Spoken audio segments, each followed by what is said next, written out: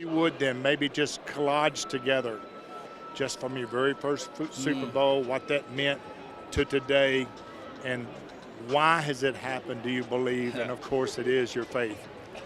It's been quite the journey. If you would have told me 12 years ago, 11 years ago that, I would have been able to be appearing in my 5th Super Bowl and be with the same team for all these years, I wouldn't have believed you. But Captain.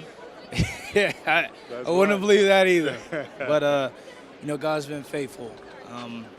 Even at times when I personally haven't and I've fallen and I've come short, he's been faithful.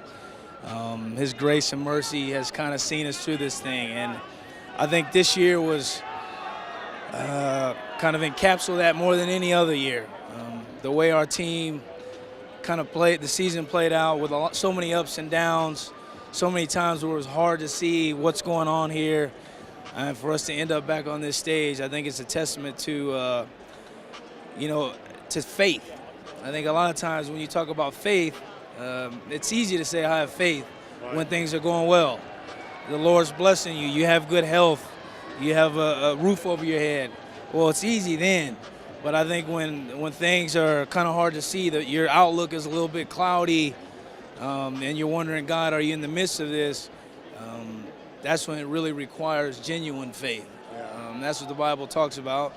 And I think our team that's built and compromised with a lot of men of faith has displayed that faith over the season. How does one maybe go about building that level of faith? As you just said, it's one thing to say you have faith, but it's a complete different thing to operate in faith. Certainly. Well, the number one thing I try to do when I'm trying to activate my faith is prayer.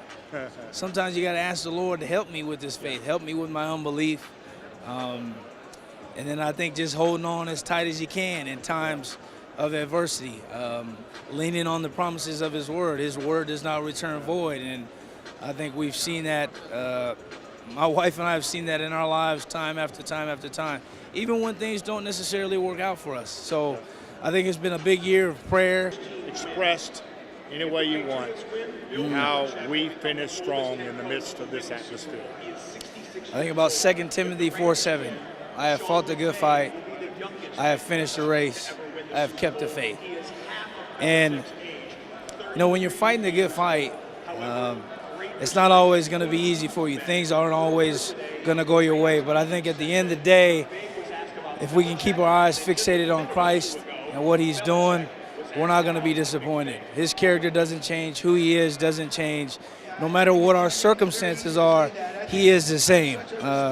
Yesterday, today, and forever. So whenever I know that some people feel like their situation is a hopeless one, but I would say that's a lie. Your situation's never a hopeless one, because you can always turn to Jesus. And I would encourage people who feel like they're in that spot to investigate the person of Christ, find out who He is. Amen.